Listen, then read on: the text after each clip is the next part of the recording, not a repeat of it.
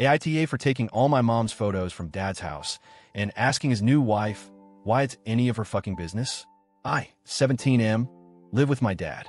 Well, for now, I'm planning to move out this summer, but until then, I'm stuck here in what used to be my home, but honestly, it doesn't feel like it anymore.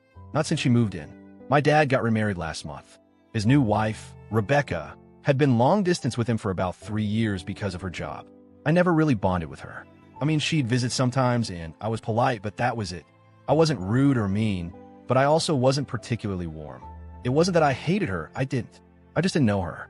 And from the start, it felt like she was trying to insert herself into our lives like she'd always been here.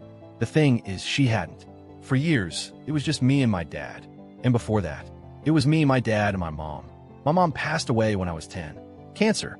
She fought hard, but in the end, it took her. And when she died, our whole world just crumbled. My dad didn't take it well. He tried to keep it together for me, but I could hear him crying at night. Some days, he wouldn't even get out of bed. Other days, he'd pretend everything was fine, but I knew it wasn't. I knew because I felt the same way. Everything felt empty without her. For years, it was just the two of us navigating through grief in our own messy ways. The house was filled with memories of her, photos, little things she had decorated, even her handwriting still on the whiteboard in the kitchen. It was like she was there, even if she wasn't. Eventually, my dad started dating again. I was 14 when he met Rebecca, and at first, I didn't think much of it.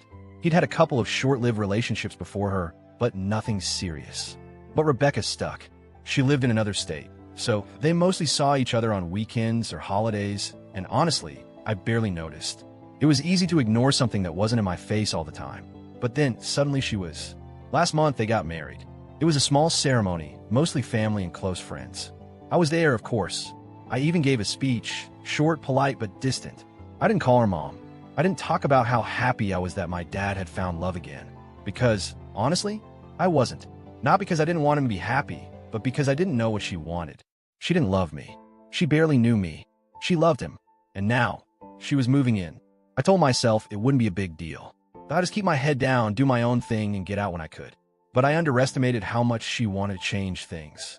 A week after she moved in, I came home from school, and the house felt different. It took me a minute to realize what had changed. And then it hit me. All the photos of my mom were gone.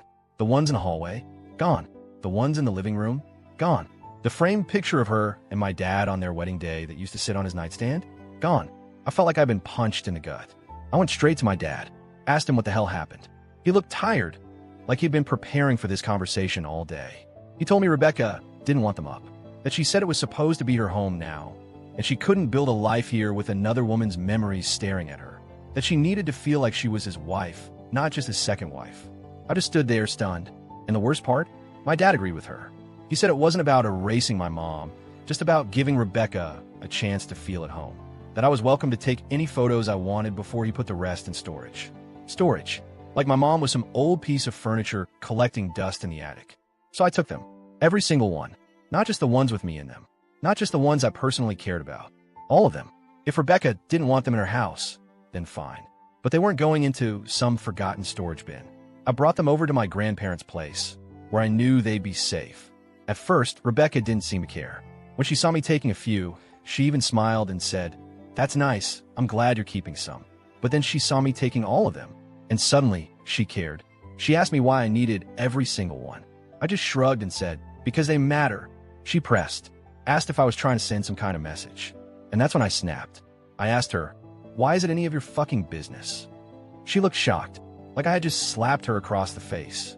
She told me I was being disrespectful, that I was acting like she was some evil stepmother, when all she wanted was to feel like this was her home. She said it felt like a big fuck you to her that I wouldn't even let my dad keep a few photos in storage. That's when I said, "Sounds like you were planning to throw them out once our backs were turned." She lost it. She started ranting about how I was twisting her words, how I was being unfair, how I was treating her like she didn't belong. She turned to my dad and demanded to know why I had such an attitude with her. I told her, "Because you're interfering in something that doesn't concern you." It became a full-blown argument. My dad stepped in, told us both to cool off, but Rebecca wouldn't let it go. She kept saying I was being rude, that I was treating her like a stranger in her own home, that I wasn't even trying to accept her as part of the family. The thing is, she's right, because she's not my family. My family is my dad. My family was my mom. My family is my grandparents. Rebecca is just the woman my dad married. Ever since then, things have been tense. Rebecca has been distant, cold.